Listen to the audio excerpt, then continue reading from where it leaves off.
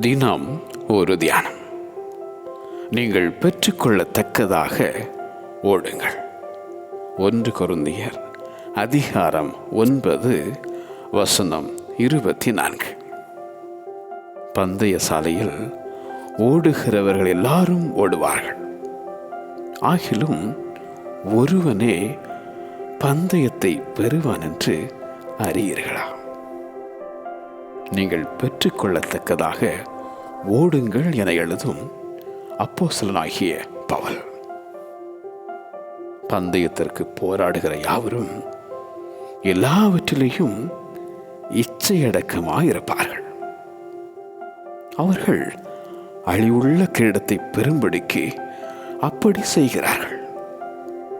நாமோ அழிவில்லாத கிரீடத்தை பெறும்படிக்கு அப்படி செய்கிறோம்.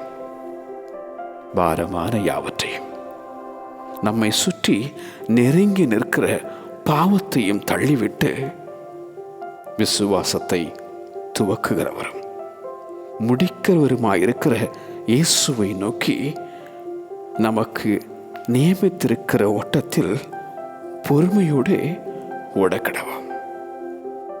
நல்ல போராட்டத்தை போராடி விசுவாசத்தை காத்துக்கொள்.